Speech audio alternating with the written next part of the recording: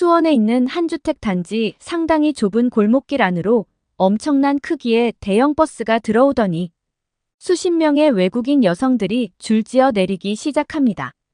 각종 카메라와 자전거를 들고 내리는 그들은 갑자기 버스에서 내리다 말고 자기들끼리 다툼이 벌어진 듯 언성을 높이는데요.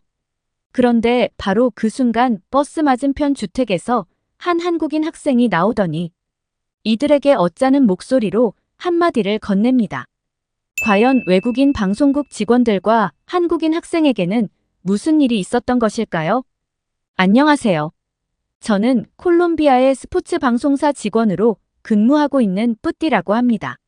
저는 얼마 전 방송국 본사의 지시로 전혀 예상하지 않았던 한국의 수원이라는 도시로 출장을 발령받았는데요.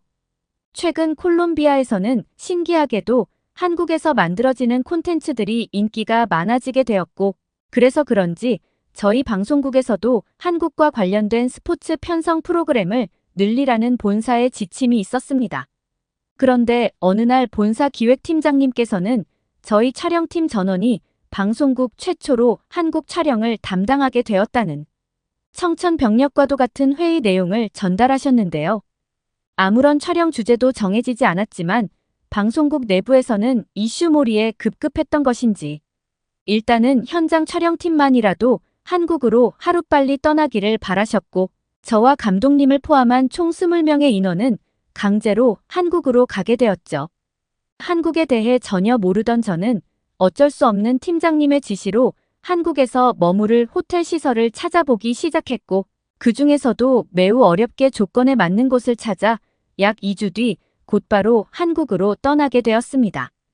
팀장님께서는 일단 한국으로 가서 촬영에 대해 생각해보자고 했고, 자신의 지인이 한국의 수원이라는 도시에 있다며 첫 번째 목적지는 일단 그곳으로 가자고 하시더군요. 그런데 약 3주 뒤 처음 도착한 한국의 공항에서 저희 촬영팀은 큰 실수를 저지르고 말았습니다. 제가 속한 현장팀은 현장에서의 촬영팀으로 근무하기에 상당히 많은 고가의 촬영 장비들을 필수적으로 챙겨야 하는데, 이를 담당하던 직원이 충격적이게도 콜롬비아의 공항에서 실수로 다른 행선지를 향해 짐을 붙여버린 것이었고, 이러한 피해를 한국의 공항에 도착하고 알았다는 사실인데요. 1차 한국행 팀원이었던 저를 포함한 약 20명의 인원들과 감독님은 도저히 말이 나오지 않는 상황에 당황할 수밖에 없었고, 말 그대로 억대에 달하는 물건을 송두리째 날려버린 것이라 감독님께서는 두통을 호소하시더군요.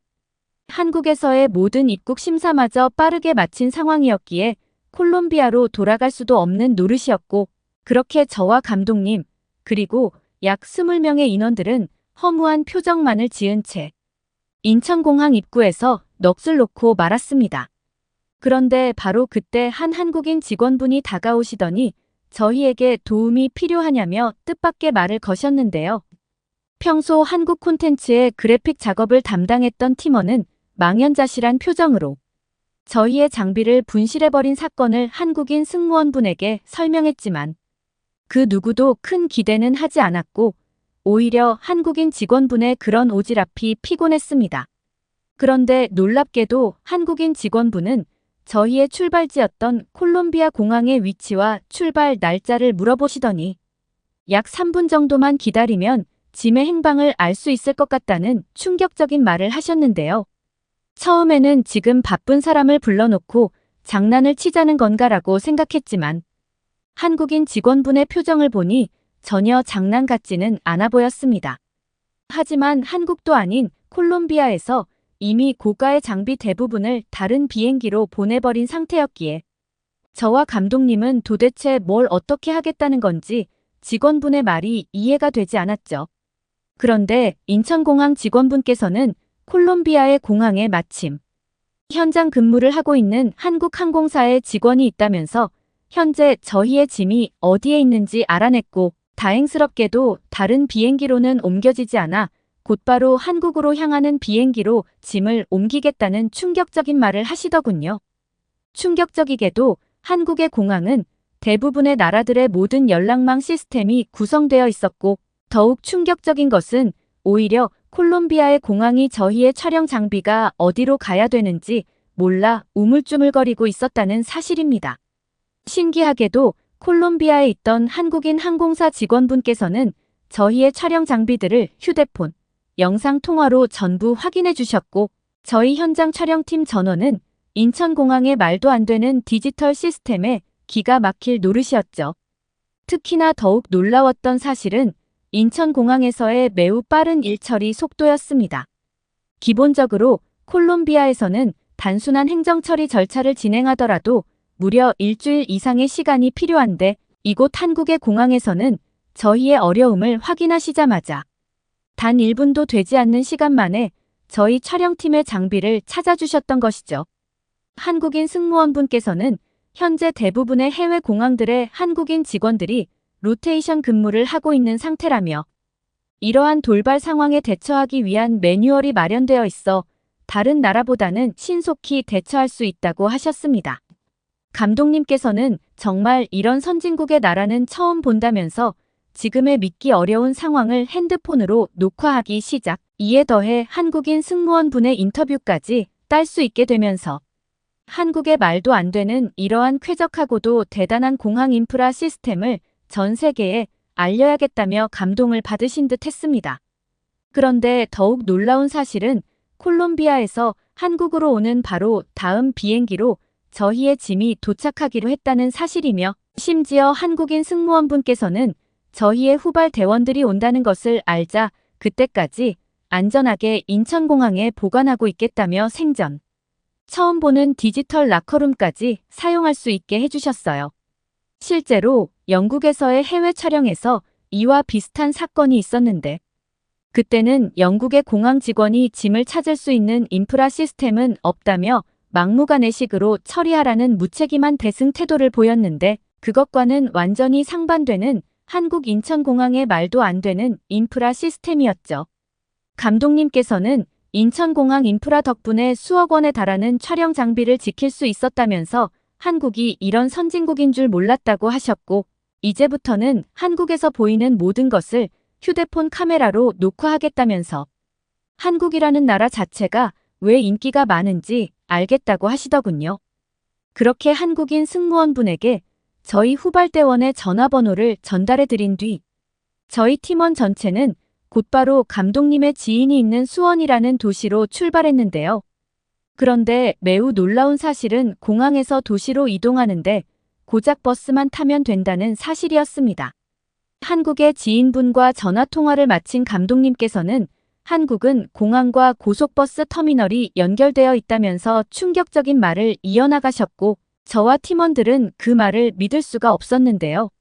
실제로 다른 나라들에서 해외 촬영이 있었던 경우 이미 긴 비행 시간으로 녹초가 되어 있었음에도 공항에서의 교통 인프라가 너무 부실해서 공항 바닥에서 노숙으로 잠을 자고 출발할 때도 많았는데, 한국에서는 이러한 어려움을 겪을 필요 자체가 없었습니다. 심지어 공항과 연결되어 있는 한국의 고속버스 터미널은 동시에 기차 터미널까지 같이 이용할 수 있는 시스템으로 만들어져 있었고, 난생 처음 보는 편리하고도 놀라운 교통 시스템의 감독님께서는 연신 감탄사를 뿜어내시며 촬영하기 바쁘셨죠. 1차적으로 공항과 연결되어 있는 버스 터미널에 탑승해야 했던 저희 촬영팀은 항공 말이 가능한 팀원의 도움으로 버스표를 구매할 수 있었는데, 여기에서도 선진국 한국은 남달랐습니다. 제일 살기 좋은 나라라고 알려진 미국에서도 수십 명의 사람들이 한 번에 버스표를 뽑으면 오류가 발생해서 기계가 먹통이 되는데, 한국은 충격적이게도 키오스크 형태로 버스표를 편리하게 구매할 수 있었고, 구매 과정에서 그 어떠한 오류도 발생하지 않았기 때문인데요. 더욱 신기했던 것은 버스표를 결제하는데 현금이 전혀 필요가 없고 신용카드나 휴대폰으로도 전부 결제가 가능했다는 사실입니다. 모르시는 분들도 있겠지만 미국은 물론 대부분의 유럽권 나라들은 아직도 키오스크 내부에 현금 결제를 집어넣어서 편리한 키오스크의 존재 자체에 의미가 없는데, 한국은 여기에서도 다른 나라들과는 한 단계 차원이 다른 디지털 기술력을 보이고 있었습니다. 한국이라는 나라가 그저 평범하거나 콜롬비아보다 조금 못 사는 나라일 거라고 생각했었지만 실제 처음 겪어본 한국은 이런 디지털 인프라 시스템이 가능했다니라는 감탄사를 내뱉게 하는 국가였고 버스에 탑승한 한국인들 대부분은 나이가 많은 중년분들도 매우 멋지게 차려입고 있어서 그 나라의 부유함 수준마저 알 수 있었죠. 그런데 버스 내부에서도 한국의 놀라움은 끊이지 않았습니다. 감독님께서는 공항에서부터 휴대폰을 사용해서 배터리가 거의 없는 상태셨는데 충격적이게도 버스 내부에 무료로 전기를 쓸 수 있는 콘센트가 바로 눈앞에 자리하고 있었기 때문인데요. 하지만 이미 미국에서 버스를 탔다가 돈을 내지 않고 와이파이를 사용해서 벌금을 낸 적이 있던 감독님은 마침 앞에 앉아있던 한국인 분에게 버스 콘센트를 써도 돈을 내지 않는 것이냐고 물어보았고 한국인 분은 작은 미소의 표정을 짓더니 자신도 콘센트를 이용해 노트북을 쓰고 있는 모습을 보여주셨습니다. 놀랍게도 한국은 이러한 고속버스 내부에 제공되는 전기를 사용하는 것에 전혀 돈을 내지 않는 신기한 나라였는데요. 항상 전기가 부족했던 저희 촬영팀에게는 너무나 소중한 버스 인프라 시스템일 수밖에 없었고 이때부터 몇몇 팀원들은 한국이 이렇게나 부자 나라였냐며 놀라는 반응을 보이기도 했습니다. 버스를 타고 편리하게 지하철로 갈아타자 약 2시간도 되지 않는 시간 만에 저희는 감독님의 지인이 있는 수원이라는 도시에 도착할 수 있었는데요. 평소에 해외 촬영이었다면 중심 도시로 이동하는 것에 모든 시간과 체력이 소비되어 녹초가 되었어야 정상인데 한국의 교통 인프라는 얼마나 편리하게 되어 있었던 것인지 여행의 피로감이 전혀 느껴지지 않았습니다. 눈앞에 보이는 수원이라는 도시를 처음 마주하게 되었을 때에는 콜롬비아와 상반되는 녹지가 풍부한 도시의 모습에 당황하기도 했는데요. 길거리를 하나하나 지나갈 때마다 쉴 수 있는 자연공원이 곳곳에 설치되어 있었고 한국인들은 그러한 도시공원에서 역시나 선진국 시민들처럼 편안하게 휴식을 취하고 있었습니다. 치안이 좋지 않은 콜롬비아에서는 심각한 길거리 범죄의 문제 때문에 범죄자들의 아지트로 활용되는 공원 자체를 없애고 있는 추세인데 한국은 이와는 완전히 반대되는 현실이었죠. 감독님께서는 한국과 콜롬비아의 도시 모습과 기술력을 비교하는 프로그램을 제작하면 엄청난 인기를 끌 수 있을 것 같다면서 계속해서 한국의 길거리를 촬영했고 실제로 공원 내부도 너무나 깨끗하고 쾌적하게 관리되어 있어서 더욱 충격이었습니다. 또한 너무나 놀라웠던 사실은 한국의 공원 내부의 쥐가 전혀 보이지 않았다는 사실인데요. 콜롬비아에서는 공원을 제일 처음 떠올렸을 때 수십 마리의 쥐들이 공원을 돌아다니는 끔찍한 광경이 먼저 떠오르는데 어째서인지 한국의 공원과 도시 길거리에서는 쥐의 형체조차 볼 수 없었습니다. 감독님께서는 그만큼 한국이 도시의 외관과 청결함을 선진국 이상으로 관리하고 있는 증거라며 놀라워하셨고 직장만 아니었다면 한국에 와서 살고 싶을 정도라며 한국에 완전히 빠진 모습을 보이시더군요.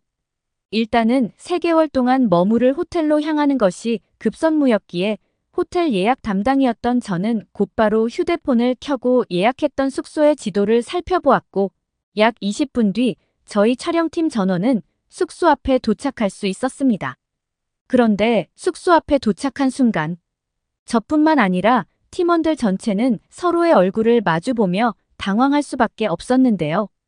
감독님께서는 지금 이곳이 예약한 호텔이 맞냐며 화를 내시기까지 했고 저는 계속해서 예약 메일을 살펴봤지만 이곳이 틀림없다는 말을 반복했습니다.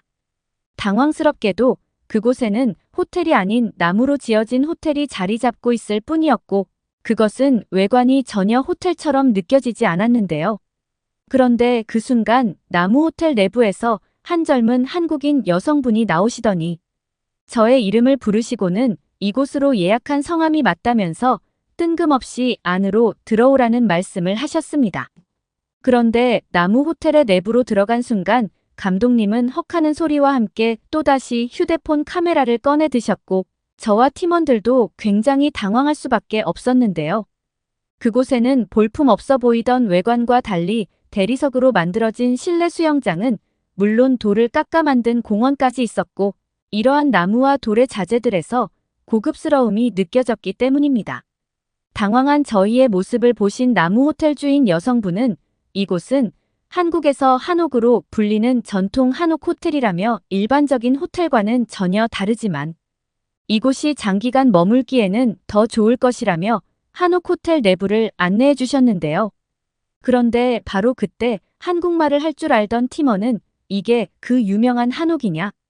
면서 한옥이 한국의 매력을 그대로 느낄 수 있는 일종의 문화재와 다름없다는 놀라운 설명을 하기 시작했습니다.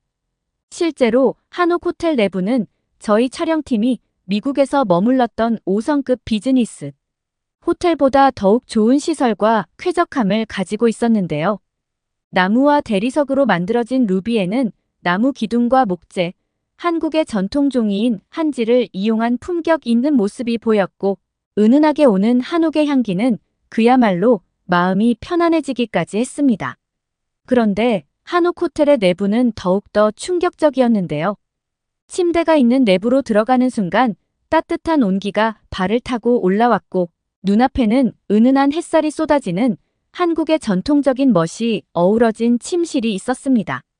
신기하게도 침실 내부에는 디지털 제어 시스템을 이용해 방의 온도를 편리하게 조절할 수 있었는데 이러한 작은 부분에서도 한국의 기술력이 느껴지더군요. 그리고 무엇보다 특별했던 것은 욕실이었습니다. 저는 살면서 욕실의 바닥까지 따뜻할 수 있다는 사실은 처음 알았는데요. 나무로 만들어진 대형 크기의 욕조는 미국의 호텔보다 더욱 깨끗하고 아름다웠고 심지어 화장실 내부에는 센서를 이용한 긴급 구조 시스템과 최신형 비데까지 설치되어 있었습니다. 말 그대로 한국의 전통을 온전히 느끼면서도 쉴 수 있는 최고급 한옥 호텔이었고 감독님께서는 너무나 큰 영감을 받으셨는지 한옥 호텔 내부를 이미 이곳저곳 촬영하시면서 감탄사를 연발하고 계시더군요. 온돌이라고 불리는 한국의 난방 방식은 발바닥부터 따뜻해지니 온몸이 편안해졌고 신기하게도 히터를 이용한 가동 방식이 아니라서 목이 전혀 건조하지 않아 너무나 좋았습니다. 그리고 역시나 한국답게 한옥 호텔 주변에는 빨래방부터 편의점, 심지어 공항과 지하철역까지 가까웠고 말 그대로 이동을 하는 것에 시간을 들릴 필요가 없는 편리한 도시 인프라가 이미 조성되어 있더군요. 한국에 오기 전까지만 해도 촬영의 주제를 정하지 않았던 감독님께서는 한옥의 매력에 대한 촬영을 해보자면서 저와 팀원들을 설득하셨고 그렇게 약 3개월의 기간 동안 저희 촬영팀은 한옥과 한강, 그리고 수원이라는 도시를 계속해서 촬영했습니다. 콜롬비아 방송국 본사에서도 처음에는 한국의 수도인 서울을 촬영 소재로 하는 것이 어떻겠냐고 했지만 실제로 저희가 보내준 수원의 도시 야경과 한옥 호텔을 보시더니 상당히 놀라워하는 반응을 보였는데요. 3차 편집본을 마무리해 콜롬비아에서 방영한 저희 팀의 한국과 한옥에 대한 프로그램은 방송국 역사상 최고 시청률을 기록했고 심지어 그날 이후 콜롬비아 여행사에서는 선진국 한국으로 떠나는 여행 패키지가 인기를 끌 정도였습니다. 한국은 예상과 달리 너무나 살기 좋은 자연 환경을 가지고 있었고 이러한 자연 경관 사이에서도 신용카드 하나로 모든 것을 이용할 수 있는 독보적인 인프라의 국가였죠. 무엇보다 이곳 한국에 대해 더욱 많은 사람들에게 알리고 싶은 목표가 있는 저희 촬영팀은 오늘도 한국에서 지내고 있는 지금의 삶에 너무나 감사하고 있네요. 불꽃 축제 다녀왔는데 아주 멋졌어. 길거리 쓰레기들 말이야. 정말 한국 사람을 대표해서 사과할 게 너무 부끄럽다. 응 맞아. 한국인들은 좀 더 성숙해져야겠더라. 이딴 식이면서 선진국 국민이라고 자부심 가지면 안 되는 거지. 한국은 멀었어. 저는 벌써 한국에 거주한 지 10년 차가 돼가는 제시카입니다. 제약회사에서 연구원으로 근무하고 있습니다. 약사 자격증이 있고요. 관련해서 전문 지식이 필요한 제약회사에 취직해서 지금까지 연구원으로 근무를 이어오고 있습니다. 물론 처음부터 한국에서 직장을 잡은 것은 아니고요. 영국에서도 약사 자격증 취득 후 영국 본토에 있는 제약회사에 취직해서 근무를 하고 있었어요. 하지만 올림픽 관전을 위해 중국을 찾았었죠. 그곳에서 한국인들과 인연이 닿았고 그들을 따라서 한국에 왔던 경험 때문에 한국에 대한 기억이 너무나 좋게 남아 있었습니다. 한국을 여행 다녔지만 참 좋은 기억만 남아 있었거든요. 언젠가는 한국에서 살아볼 수 있는 기회가 있으면 더 좋겠다는 단순한 생각을 가지고 있었지만 얼마 뒤 우연찮게 한국에서 근무할 수 있는 기회가 생겼어요. 그 제안을 수락했고 그 뒤로 벌써 10년째 한국에 거주하고 있습니다. 솔직히 말씀드리자면 급여는 영국에서 근무하는 게 더 높아요. 제가 이직할 당시에도 그랬고 지금은 심지어 영국에서는 제약회사 연구원들이 대우를 더 받는 시대라서 그런지 영국에서 근무하면 당장 2배 가까운 급여를 받을 수도 있습니다. 하지만 저는 한국을 떠나지 않을 생각입니다. 한국인 남편과 결혼해서 자녀도 낳고 이미 아파트도 구매했고 이미 정착을 해버려서 영국으로 못 가는 것 아니냐고 물으실 수 있지만 절대 그렇지 않습니다. 제가 영국으로만 돌아가서 급여 생활을 해도 남편은 직장에 다니지 않아도 될 것이고요. 한국의 아파트는 처분하면 그만이잖아요. 하지만 핵심적인 가치 하나 때문에 저는 한국을 떠나는 것을 생각조차 하지 않고 있습니다. 영국인들이 한국에 오게 되면 가장 먼저 느끼는 것 중 하나가 사람들이 친절하고 위협적이지 않다는 것이죠. 영국에서는 자신에게 조금이라도 티끌만한 손해가 날 것 같으면 바로 공격적인 사람으로 돌변한다는 것이고 모든 사람들이 그런 것을 잘 알고 있기 때문에 서로서로 조심히 대하고 미소를 유지하려고 합니다. 성격이 아주 과격하고 불안한 상태인 사람들이 너무나 많습니다. 저는 한국에서 자동차를 운행하며 단 한 번도 누군가 내 자동차의 유리창을 깨부수고 귀중품을 가져갈 것이라는 걱정을 해본 적이 없습니다. 제가 최근에도 영국 고향집에 휴가를 보내러 간 적이 있는데요. 영국의 마트 주차장에 주차를 하고 가장 먼저 했던 행동이 뭔지 아시나요? 귀중품을 모두 들고 내리고 창문을 활짝 열어두었던 행동입니다. 이 차에는 아무것도 없으니 제발 유리창을 부수지 말아주세요라는 의미죠. 영국인이라면 이게 굉장한 유머 포인트인데 한국 사람들이 이 글을 읽는다면 이게 왜 재미있지라는 생각을 하실 테지만요. 저는 거의 매년 휴가를 영국으로 떠납니다. 가서 2주에서 3주 정도 지내다가 돌아오죠. 하지만 다녀올 때마다 느낍니다. 한국은 정말 마음이 편한 곳입니다. 한국에서는 집 안에만 있으면 누군가 문을 부수고 내 집에 쳐들어와서 나와 내 가족을 위협하고 목숨을 구걸해야 하는 상황이 일어나지 않는 곳이니까요. 하지만 영국은 어떤가요? 부자 동네는 치안이 좋은 편이지만 대부분 사람들이 살고 있는 지역에서는 밤 시간에 집 밖의 외출은 거의 금기시되어 있으며 나무로 된 허술한 문과 유리로 된 창문은 나쁜 마음을 먹고 있는 사람들에 의해서 그 어떤 장애물도 되지 않거든요. 한국의 아파트에서 거주하다가 영국의 나무로 된 벽, 나무로 된 문으로 만들어진 집에서 잠들려고 하면 처음에는 움찔하게 되는 게 제가 겪은 경험들이죠. 여기까지만 말씀드려도 한국이라는 나라는 도대체 어떤 곳인지 의문을 품으시기에 충분하실 것이라고 생각합니다.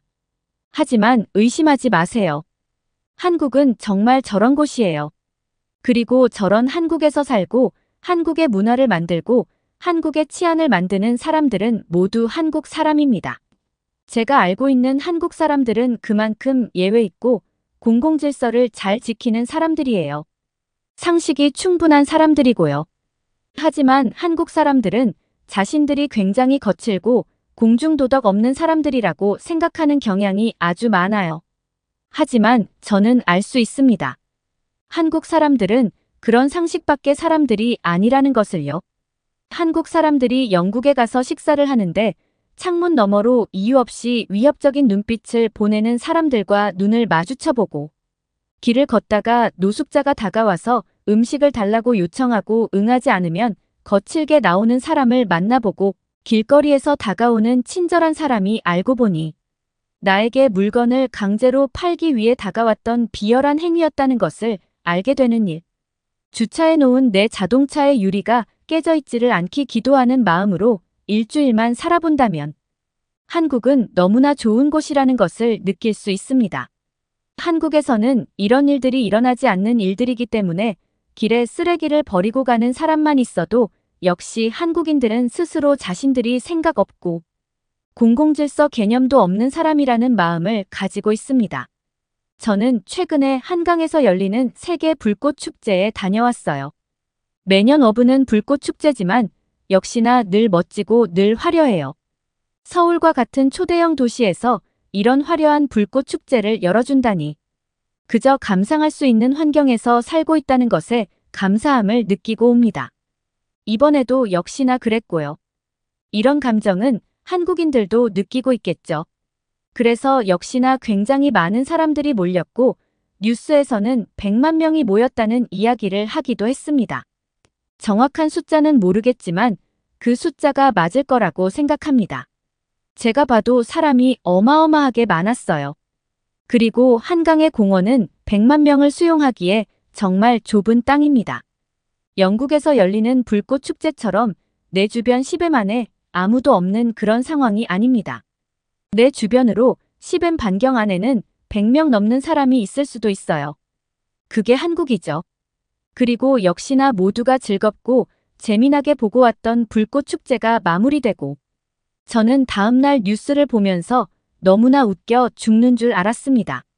역시나 뉴스에서 화려한 불꽃 축제 이면에는 자신이 만들어낸 쓰레기를 치우지 않고 버리고 가는 사람들이 많다며 매우 비양심적인 우리나라 공공질서라며 강도 높게 비판하고 있습니다. 하지만 저는 그 기자의 심정을 정확히 알고 있습니다. 요즘 한국은 자극적인 뉴스 기사를 내야 사람들이 관심을 가져줍니다. 그리고 그래야만 자신의 입지가 좋아질 것이며 더 직접적으로는 돈을 더 벌게 되겠죠. 그런 의미에서 사실과 다른 부분을 아주 과대하게 보도하고는 합니다. 이런 것을 기획 뉴스라고 하죠. 먼저 이 여자는 자신이 이미 어떤 기사를 내보낼 것인지 머릿속에 다 구상해 놓고 있습니다. 축제가 끝나기도 전에 벌써 어떤 말을 할지 뻔히 보입니다. 사실 기사는 어제 다 써놨을 수도 있습니다. 100만 명이 모였습니다. 그리고 100만 명 중에는 양심 없는 사람들이 3,000명이 있다고 생각해보고 그 3,000명이 양심 없이 방치해두고 떠나간 한강의 공원은 그야말로 쓰레기 천지처럼 보이겠죠. 그러면서 뉴스에서 내보낸 자료입니다. 저게 100만 명이 모였던 축제에서 양심 없는 사람들이 버리고 간 쓰레기입니다. 한국 사람들은 저런 장면을 보고 화가 난다며 한국 사람들의 국민성이 이것밖에 안 되냐며 선진국인 줄 알았는데 사람들 의식은 아닌 것 같다라는 말들을 합니다. 하지만 제가 보기에는 수십만 명이 모인 다른 나라의 축제들의 뒷모습을 못 봐서 그런 게 아닐까 생각합니다. 아니 5만 명이 모인 축제도 그 끝이 나면 그 뒤로 수백 명의 자원봉사자들이 와서 며칠 동안 쓰레기를 치워야 하거든요. 한국은 어떤가요? 끝나고 버려진 쓰레기들이 고작 저것밖에 안 됩니다. 뉴스에서도 공원 바닥에 쓰레기가 마구잡이로 버려진 굉장히 지저분한 모습을 보여주고 싶었으나 사실 그런 장면은 없습니다. 저도 그 불꽃 축제 현장에 가봤지만 쓰레기들이 방치되어 있는 곳이 분명히 있기는 했어요. 하지만 저는 한국은 정말 양심적인 사람이 많구나라는 생각을 했거든요. 그리고 사람들이 무질서하다며 쓰레기 더미를 찍어서 화면을 내보냈는데 저건 쓰레기통에 쓰레기를 잘 버린 것이죠. 다만 쓰레기통이 작을 뿐이고요. 그리고 저 쓰레기통이 작아서 그냥 집까지 쓰레기 봉투를 들고 가는 사람들도 아주 많이 보였어요. 뉴스에서는 그런 장면을 차마 못 내보냈겠죠. 자국민들이 얼마나 양심 없고 못 배운 사람들인지 보여줘야 하는데 99%의 양심적인 사람들을 카메라에 담을 수는 없었을 거예요. 영국의 뮤직 페스티벌 축제가 끝난 직후 사진을 하나 보여드릴까요? 이 사진과 한국의 불꽃 축제. 현장의 사진을 한번 비교해 보세요. 저라면 한국인들은 너무나 양심적이고 공공질서를 잘 지키는 사람들이라서 너무 사랑스러워서 미칠 지경이라는 생각이 들 것 같은데요. 그리고 저 쓰레기들은 며칠에 걸쳐서 수백 명의 자원봉사자가 와서 치워야 끝이 난다고 말씀드렸죠. 사진 하나 더 보여드리겠습니다. 며칠 동안 저렇게 수백 명이 와서 정리를 해야 합니다. 한국은 아마 다음날 저녁쯤 가면 언제 그랬냐는 듯 모든 게 정상으로 돌아와 있을 텐데 말이죠. 이런 실정을 모르는 한국인들은 제가 불꽃 축제를 다녀왔다고 하니 한국 사람들의 못난 모습을 보여주었다며 부끄러워해요. 그리고 심지어 미안하다고 하는 사람도 있어요. 그런데 저는 그런 말을 들을 때마다 속으로는 너무나 재미있습니다. 하지만 저는 그들의 사과를 받아들이고 한국이 더 성숙한 사회가 되기를 바란다고 말하고 다닙니다. 그러면 한국 사람들은 너무나 창피해하고 죄 지은 사람의 표정이 되어버리고는 하죠. 사실 불꽃 축제가 끝나고 사람들이 일제히 축제장을 빠져나가기 위해 인파가 몰렸어요. 하지만 그곳에서도 서로 밀지 않으며 차분하게 걸어서 축제장을 빠져나갔고요. 저도 남을 배려하며 밖으로 빠져나왔어요. 안전사고 또한 없었어요. 저 역시도 한국 사람들처럼 차분하게 행동했고 그런 제 모습에 자부심을 가졌어요. 정말 최고의 축제라는 생각이 들었죠. 그래서 사실은 불꽃 축제에 다녀온 저를 보고 한국 사람들이 부끄러워할 필요도 없고 사과할 필요도 없습니다. 저는 그 어디에서도 한국이야말로 정말 공공질서를 잘 지키는 사람들밖에 없다는 말을 한국인들에게 하지 않습니다. 영국 친구들에게는 한국 자랑을 하면서 매일같이 하는 말이지만 한국인들에게는 절대 말해본 적이 없어요. 왜냐하면 한국에서는 저렇게 작은 문제가 터져도 뉴스를 통해서 사람들에게 지속적으로 경각심을 주고 있어요. 다시는 그러지 말자, 저렇게 하면 안 된다 하는 그런 말들 말이죠. 그래서 한국 사람들은 쓰레기를 그냥 버리고 가고 싶어도 자기가 만든 쓰레기를 챙겨서 가지고 갑니다. 그리고 이런 행동들이 이렇게 지금의 한국의 안전하고 따뜻한 사회를 만드는 것이라고 생각하기 때문이에요. 사실 이 글을 쓰는 것도 조심스러웠습니다. 제 글을 보고 한국 사람들이 영국은 더 심각하던데 유럽은 뭐 말할 것도 없던데 라는 생각을 가지고 일탈을 하는 사람들이 생길까봐 걱정이 되거든요. 한국에서 자녀를 키우는 입장으로서 한국에서는 더욱더 자극적이게 자신들을 반성하는 모습을 보여주었으면 해요. 그래야 한국 사회가 더 안전하고 따뜻한 곳이 될 테니까요. 그럼에도 불구하고 그래도 제가 한국에 10년 넘게 살면서 이런 것쯤은 한마디 해보고 싶었어요. 한국 사람들은 아주 잘하고 있고 외국인 입장에서 보기에 한국은 정말로 멋진 곳이라고 말이죠. 무엇보다도 한국 사람들이 제 글을 보고 나서 이제부터 공원에 쓰레기를 막 버려도 되겠다라고 생각할 사람들은 아니거든요. 여기가 영국이었다면 이제부터는 나도 쓰레기를 더 열심히 길에 버려야겠다고 생각하는 사람이 있을 수도 있겠죠. 하지만 한국인들은 그럴 사람들이 아니고 한국 사람들이 이번 일로 상처를 많이 받은 것 같아서 제 나름대로 위로를 해드리고 싶은 마음에서 이렇게 글을 써보게 되었습니다. 추가로 저는 한국에서 내보낸 불꽃 축제, 길거리, 쓰레기 관련 뉴스를 영국의 친구들에게 공유했어요. 그리고 영국인 친구들은 이게 왜 뉴스거리가 되냐며, 그리고 한국 사람들이 자랑하고 싶어서 뉴스를 내보낸 것이냐며 묻는 친구도 있었습니다. 최근 한국인들이 자극적인 뉴스에 너무 상처받고 자신감을 잃었습니다. 하지만 부디 이제는 자부심을 가지고 살아갔으면 합니다. 서로를 완벽하게 이해했을 때만 소통이 이루어지는 것은 아닙니다. 오늘 소개해드릴 사연은 한국을 위험한 국가로 이해하고 있었던 프랑스 남성의 사연입니다. 그는 딸을 지키기 위해 온 가족을 데리고 딸의 한국 여행에 동참했다고 하는데요. 안녕하세요. 저는 프랑스의 파리에 사는 60대 잭슨입니다. 저에게는 한 가지 고민거리가 있었어요. 한국 여행을 가고 싶어하는 딸 때문에 걱정이 이만저만이 아니었는데요. 다른 나라로 여행 가는 게 뭐가 그리 큰일이냐고 의아해 하실 수도 있겠지만 저를 비롯한 대부분의 프랑스인은 여행을 가도 국내 다른 도시로 가는 경우가 많지 대륙을 넘어 아시아까지 가는 경우는 흔한 편이 아니거든요. 아무래도 머릿속에 프랑스가 세계 최고의 국가라는 인식이 있다 보니 다른 나라의 사회나 문화에 관심을 갖는 경우도 적고 외국에 나가면 위험하다는 인식도 적지 않은데요. 특히 아직도 적국과 대치 중인 한국에 방문한다는 건 저희 사고방식으로는 이해하기 어려운 일이었어요. 지금도 뉴스만 틀면 북한이 미사일을 발사했다든가 해외의 은행을 해킹해 불법 이익을 얻었다든가 하는 내용을 쉽게 찾아볼 수 있었기에 본래 한나라였던 한국에 대해서도 좋은 인상을 갖기가 어려웠거든요. 어찌됐든 영어로는 북한이나 남한이나 모두 코리아라는 이름으로 불리기 때문에 저와 같은 중장년층은 두 나라가 서로 어떻게 다른지도 잘 모르는 경우가 많았어요. 북한은 독재국가, 한국은 동맹관계인 민주국가라는 차이 정도만 알고 있었죠. 더욱이 저희 아버지는 베트남전 참전 용사로 종전 이후에는 유엔군으로 한국에서 근무하셨던 경험도 있으셨어요. 그러다 프랑스로 돌아온 뒤 저를 낳았는데 제가 어렸을 때만 해도 전쟁의 트라우마 때문에 밤에 악몽을 꾸시거나 정신적으로 괴로워하셨던 적도 종종 있으셨죠.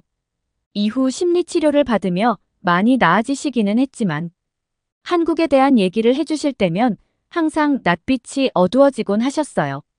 한국의 지저분한 거리와 곳곳에서 풍기던 불쾌한 냄새, 인생의 즐거움 따위는 모르는 각박한 사람들과 삭막하다 못해 메말라 보이는 회색빛깔의 거리, 그리고 툭하면 골목에서 패싸움이 벌어지던 불안한 치안 등에 대해 말씀해 주셨죠.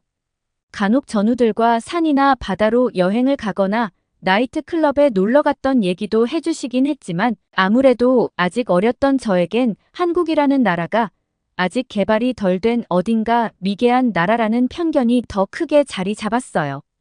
그 중에서도 코리안 마피아에 대한 이야기는 충격적이었어요. 사람들에게 피해를 주는 범죄 집단이야 세계 어디에든 있는 것이지만 한국은 특히 조폭이라 불리는 조직폭력배들의 위세가 매우 강하다고 들었거든요. 이들은 불법적인 사업과 폭력을 행사하는 것뿐만 아니라 길을 지나다니는 여성들을 납치해 사창가에 팔아넘기는 등 인신매매까지 서슴지 않았다고 하더군요. 그 수법도 무자비해서 밤거리에 혼자 다니는 여성이 보이면 선팅이 된 배우로 길을 막은 뒤 억지로 차에 태워 달아나는 방식이라 들었어요.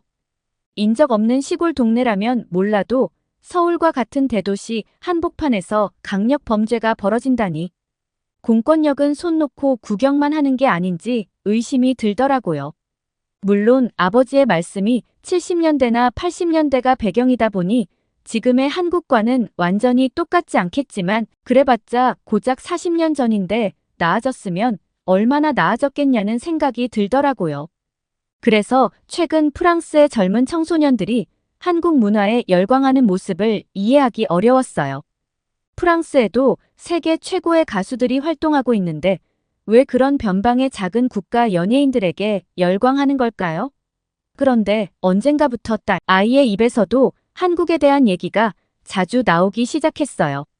자기 친구가 좋아하는 가수의 콘서트를 보기 위해 한국 여행을 다녀왔는데 우리가 사는 파리보다 훨씬 세련되고 안전한 도시라 마음 편하게 여행을 다녀왔다고 하더라고요. 사실 저희 딸애도 르세라핌이라는 한국의 댄스 그룹을 아주 좋아해서 포스터와 앨범 굿즈로 자기 방을 가득 채울 정도였는데 점차 가수를 넘어 한국이라는 나라 자체를 궁금해하는 것 같더라고요. 그래서 그때마다 아버지가 해줬던 과거 한국에 대한 부정적인 이야기를 딸에게도 들려줬는데 아직 사춘기라 그런지 제 말을 받아들이기보다는 시대에 뒤떨어진 얘기를 그만하라고 화를 내더라고요. 그때 한국과 지금의 한국은 완전히 다른 나라야.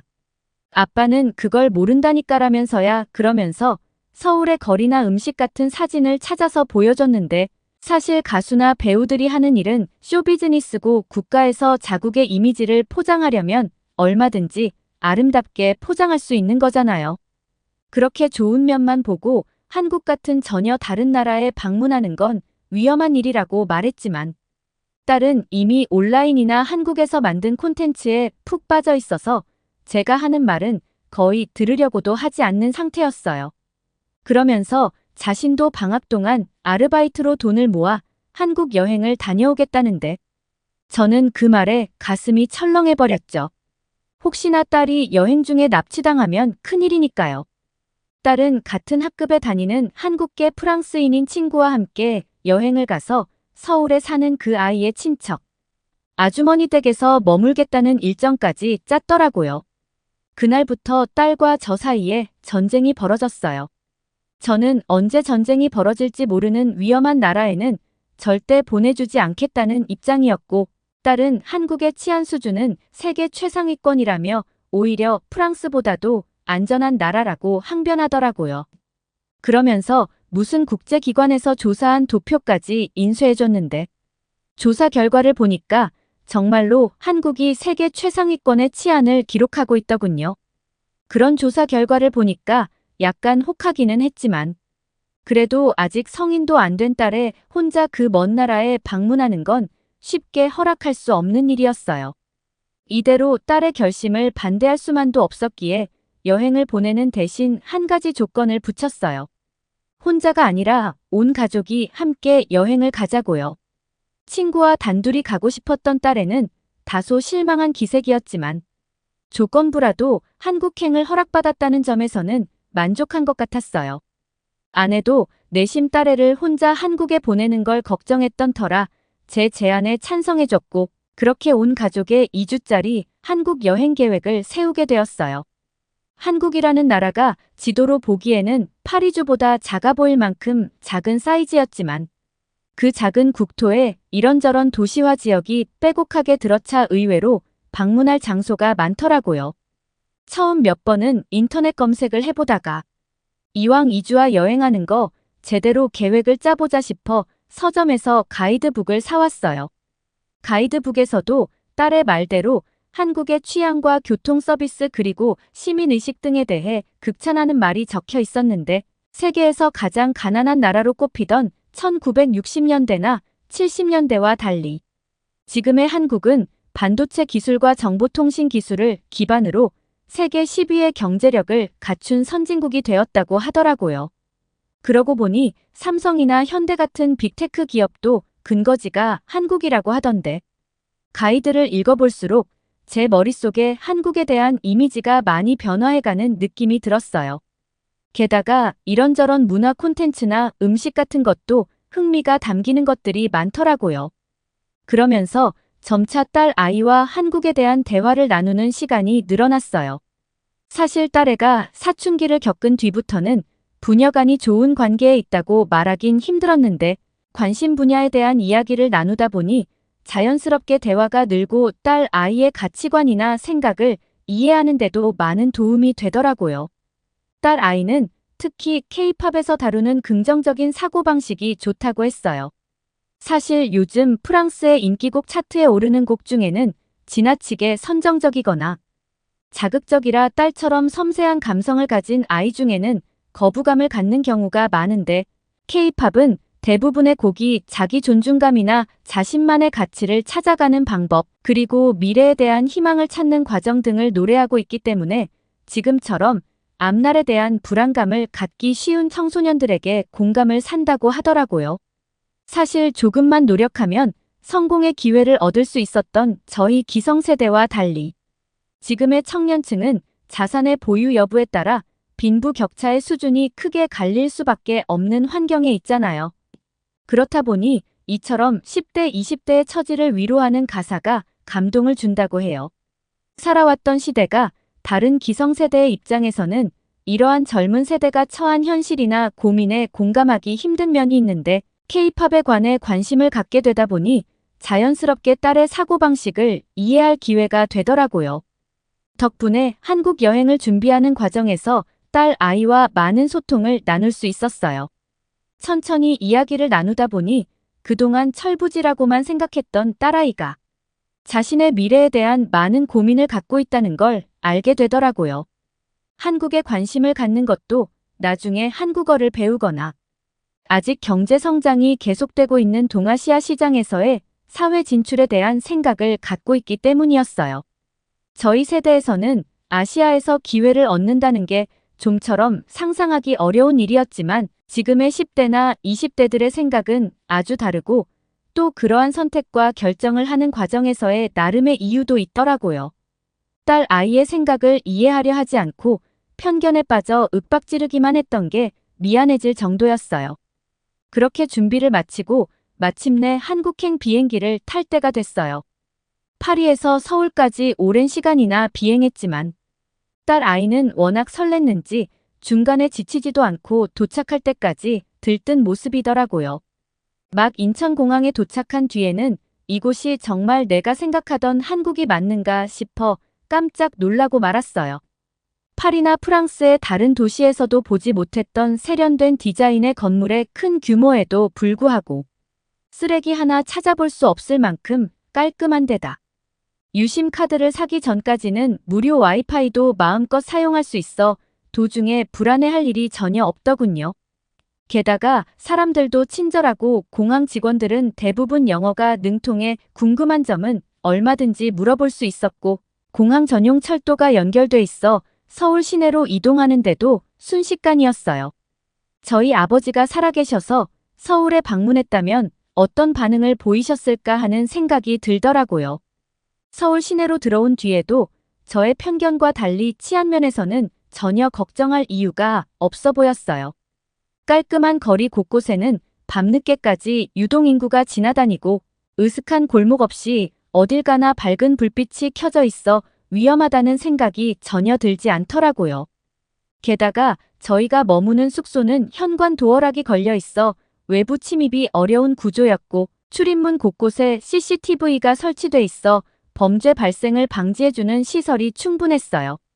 게다가 카페나 식당 등에서도 사람들이 테이블에 지갑이나 휴대폰 등의 소지품을 놓고 다니지만 아무도 훔쳐가거나 눈독 들이지 않는 등 안전을 위해 모든 국민이 노력한다는 느낌을 강하게 받을 수 있더라고요.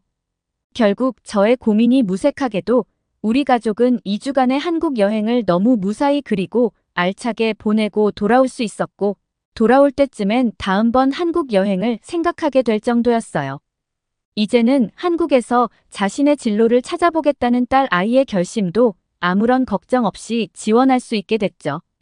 한국만큼 안전하고 매력적이며 미래가 기대되는 나라도 없을 테니까요. 끝까지 시청해주셔서 감사합니다. 더욱더 좋은 영상으로 찾아뵙겠습니다.